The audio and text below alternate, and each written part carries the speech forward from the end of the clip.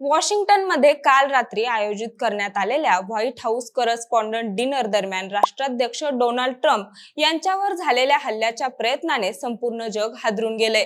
Washington Hilton हॉटेलच्या मुख्य सुरक्षा तपासणी केंद्राजवळ एका बंदूकधाऱ्याने गोळीबार केला, ज्यामुळे अत्यंत सुरक्षित मानल्या जाणाऱ्या या कार्यक्रमात एकच खळबळ माजली।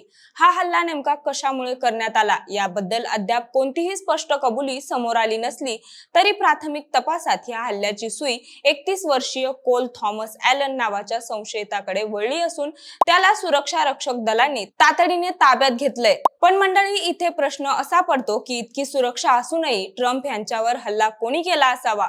हा हल्ला नियोजित सहानुभूती मिळवण्यासाठी ट्रम्प यांचा कट होता की इराणच्या गुप्तचर यंत्रणांकडून झालेलं कोणतं मिशन होतं? हा हल्ला नेमका कसा झाला याबद्दल सविस्तर माहिती या व्हिडिओच्या माध्यमातून जाणून घेणार आहोत। नमस्कार, मी अपूर्वा आणि तुम्ही पाहताय विषयच भारी। वॉशिंग्टनमध्ये काल रात्री घडलेली घटना अत्यंत खळबळजनक असून अमेरिकेचे राष्ट्राध्यक्ष डोनाल्ड ट्रम्प यांच्या सुरक्षेबाबत पुन्हा एकदा गंभीर प्रश्नचिन्ह निर्माण झाले। शनिवारी 25 एप्रिलला रात्री वॉशिंग्टन डीसी मधील प्रसिद्ध वॉशिंग्टन हिल्टन हॉटेलमध्ये दरवर्षीप्रमाणे व्हाईट हाऊस करस्पॉन्डंट डिनर या कार्यक्रमाचं आयोजन करण्यात आलं होतं। या कार्यक्रमाला राष्ट्राध्यक्ष, उपराष्ट्राध्यक्ष, मंत्रिमंडळातील महत्त्वाचे सदस्य आणि शेकडो आंतरराष्ट्रीय पत्रकार उपस्थित होते। ट्रम्प यांच्या कार्यकाळातील हा एक महत्त्वाचा सार्वजनिक कार्यक्रम होता, कारण यापूर्वी त्यांनी अनेकदा या कार्यक्रमावर बहिष्कार टाकला होता, परंतु यावेळी ते स्वतः आणि त्यांच्या पत्नी मेलानिया ट्रम्प देखील तिथं उपस्थित होत्या। रात्री साधारण 8:30च्या सुमारास जेव्हा पाहुणे जेवणाचा आनंद घेत होते, तेव्हा अचानक मुख्य बॉलरूमच्या बाहेर असलेल्या सुरक्षा तपासणी केंद्राजवळ गोंधळ सुरू झाला। एका 31 वर्षीय व्यक्तीने, ज्याची ओळख कोल थॉमस ॲलन अशी सांगण्यात येते, याने सुरक्षा यंत्रणा तोडून आत शिरण्याचा प्रयत्न केला। हा हल्ला करणारा व्यक्ती कॅलिफोर्नियातील टोरन्स येथील रहिवासी असल्याचं प्राथमिक तपासात समोर आलंय। अहवालानुसार या हल्लेखोराकडे एक शॉटगन, एक हँडगन आणि एक चाकू होता। त्याने सुरक्षा रक्षकांवर गोळीबार करत आत शिरण्याचा प्रयत्न केला, ज्यामुळे संपूर्ण परिसरात घबराट पसरली। सीएनएनचे प्रसिद्ध अँकर वुल्फ ब्लिट्झर यांनी सांगितलं की ते या हल्लेखोरापासून अवघ्या काही फुटांच्या अंतरावर होते आणि त्यांनी स्वतःच्या डोळ्यांनी हा गोळीबार पाहिला।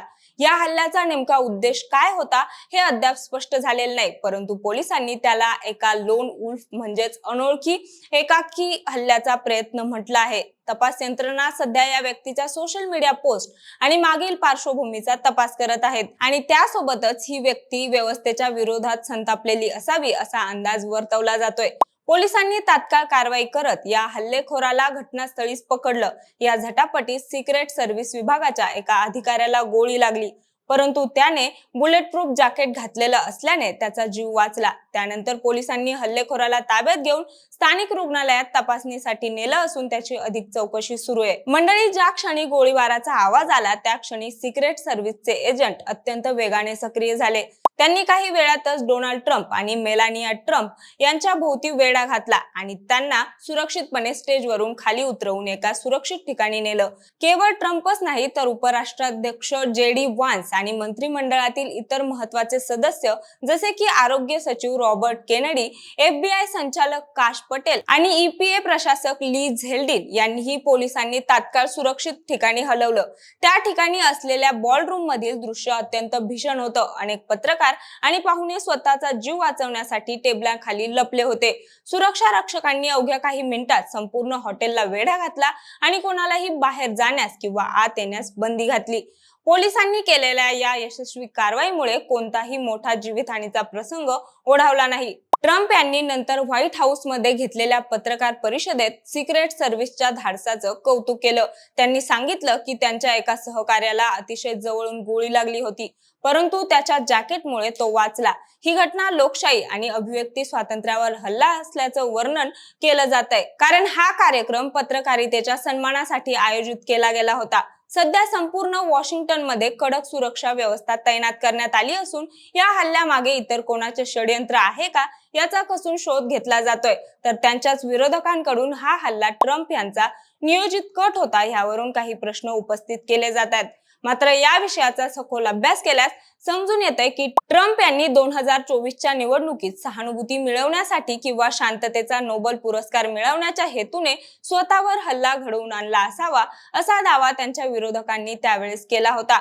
त्यानंतर ट्रम्प हे नोबेल पुरस्कारासाठी अतिशय आग्रही झाल्याचं आपण सगळ्यांनी पाहिलं. सहानुभूतीच्या मुद्द्यावर विचार केला तर अमेरिकन राजकारणात अशा घटनांची तात्पुरती प्रसिद्धी मिळत असली तरी तिकडचे नेते हा धोका पत्करायला तयार होतात. पेनिसिल्व्हेनिया किंवा वॉशिंग्टन सारख्या ठिकाणी झालेल्या या गोळीबारात गोळी ट्रम्प यांच्या कानाला चाटून गेली होती. जर या गोळीचा मार्ग बदलला असता तर तो जीवघेणा ठरू शकला असता. तरी देखील ट्रम्प यांनी हा मार्ग स्वीकारून ती निवडणूक लढवली आणि सहानुभूतीच्या जोरावर ते निवडून आले. अगदी तशीच गोष्ट आताच्या काळात दिसून येते. येणाऱ्या नोव्हेंबरमध्ये अमेरिकेमध्ये मिडटर्म निवडणूक आहे आणि त्या निवडणुकीच्या पार्श्वभूमीवर डोनाल्ड ट्रम्प यांच्या पार्टीकडून जिंकून येऊ इतकं मतदान नाहीये.